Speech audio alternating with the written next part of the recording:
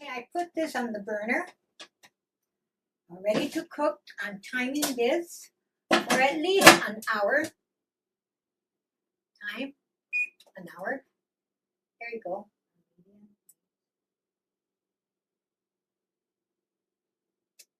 Excuse me. There, an hour. And medium. Medium low. There it is.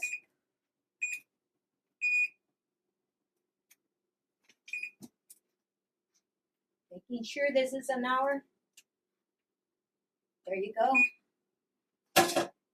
And don't worry about it. You have water. It's being cooked. And the last step is to eat them. Now, we'll see now. I cooked it for a little bit, about an hour, a little bit over. And we'll see whether it is done now. We'll check this out. Remember that the tamale has to cool. So the masa will get harder as it cools. Let me put it here, and as you can see, let me check it out here and see what it looks like. I always save some juice. You might want to put some chili sauce on top. There you go. Ooh. See how it looks. All right, let me see. I let it cool off for a while. Oh, just right. Look at that.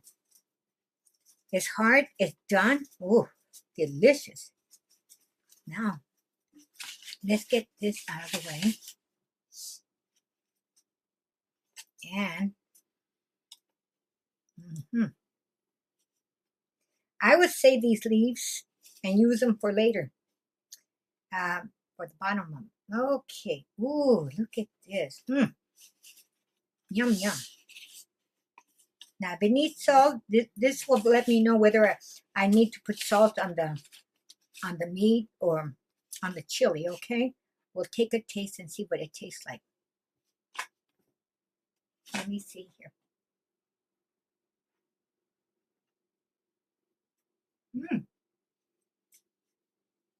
It needs a little bit on the chili side, and you go at it yourself. Now, since I cooked, this lets me know whether it needs more juice. And it does need a little bit more juice. More chili sauce on top of it. So it'd be moist, but it's delicious. It's not hot, just right.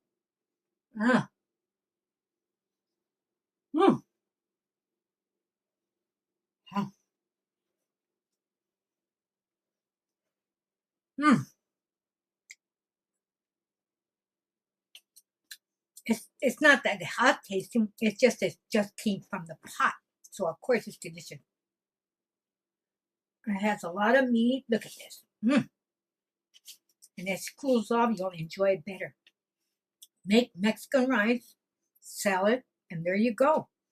I will be freezing some tamales, 12 in a packet. You saw it earlier.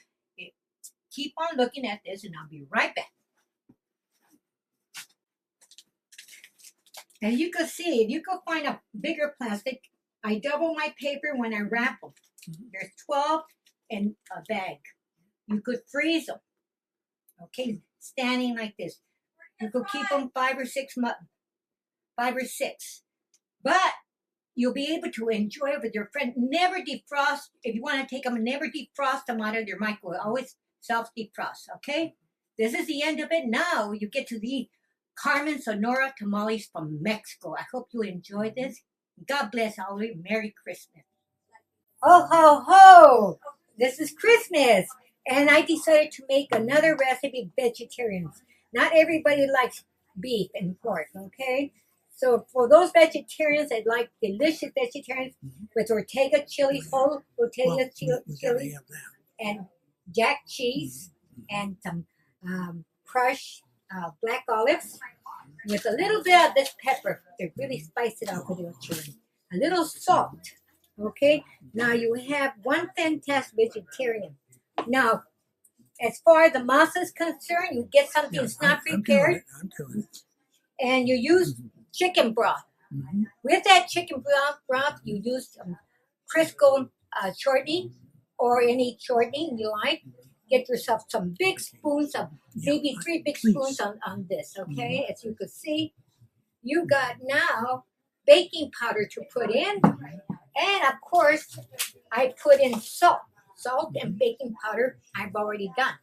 So you taste it, make sure that it's salty enough. Very good. Remember, the salt seeps through. Now, you have made vegetarians. Remember jack cheese, corn, or Ortega chili, and this little peppers and black olives. That's all you need for vegetarians. What is a sour pepper? Now, as you can see, quite a few people here enjoying themselves in Christmas, and my daughter's here too. Ellie, come over here. I just want to show you what it is. How to make tamale. Yes. Tamal. You want to give it a try? Yeah. Okay, use this, and I shall get another spoon. Continue.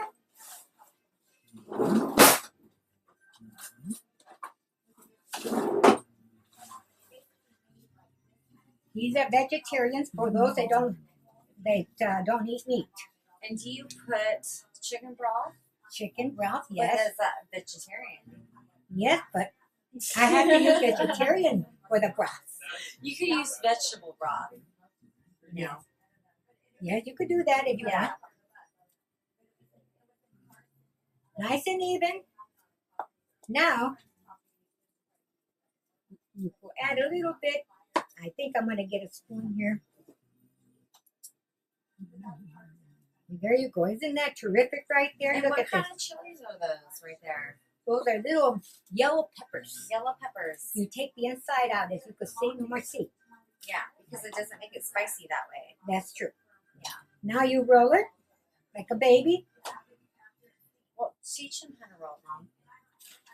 All right, here you go. It's like you're rolling a diaper.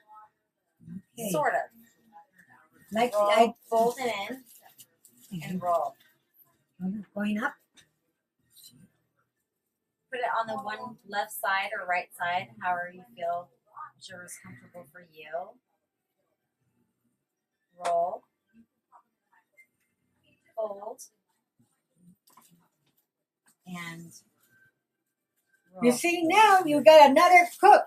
There you go. There you go. That's There's it. tamale. Merry Tamales. I've just finished 3 of them. And I tell you, I don't know if I got an asbestos mouth or what, but they're spicy, but I enjoy it. I guess I've grown accustomed to it. The other 2 that were eating with me here, as you can see, they thoroughly emptied their plate. Well, I tell you, they enjoyed the tamales. They took a couple with them. Anyway, that leaves me here eating tamales, and I just really feel like this is quite a experience for the year, to have these wonderful tamales and think about Christmas.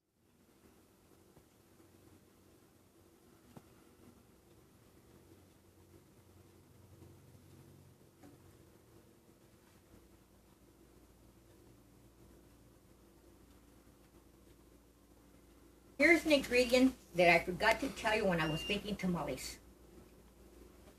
For every 5 pounds of masa or 4 pounds, you use 1 pound of shortening. Now, I preferred finding the more reasonable on the shortening on the price. Here it is. I don't use the lard of the meat. Okay, so I do use it, but mainly when you're going to mix it with your masa, you want to put for every 4 or 5 pounds, you want to put 1 pound of shortening in there. And you got to mix it very well. While you're doing that, you do a couple of tablespoons, I would say 2 good tablespoons, and spread it in your masa. That's where you're making the beef or the vegetarian, okay? And as you go, here's the baking powder that you have to use, okay? Another thing, you add salt to your masa because the salt seeps out. Make sure you taste it. And if it doesn't have enough salt, because remember, as it cooks, okay, it gets steams, it doesn't have. So that's why you have to cook the first dozen to make sure the masa is good. And when you're kneading the masa, make sure it's not watery, because if you're doing beef, make sure you use the beef broth, okay, to add inside the masa.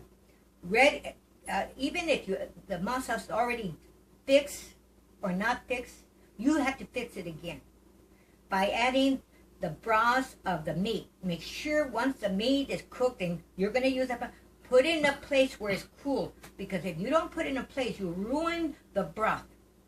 Okay? Put it in the refrigerator, you're going to use it for your masa. Now, if you're going to use vegetarian, make sure when you buy the masa, because make sure it's not fixed, because you're going to have to fix it yourself. That means you're going to have to put chicken broth or vegetable broth in your masa. Okay? I hope you understand this. And if you don't, like I said, you can go look at my email. You can get in contact with me with artbookings@att.net. Okay? You can contact me there, and I could give you, if you don't understand something, you could give me a call. Dora and Chuck. I call myself Dora the Explorer. But I guess I'm not Dora the Explorer. I'm Dora and Chuck the artists. Okay?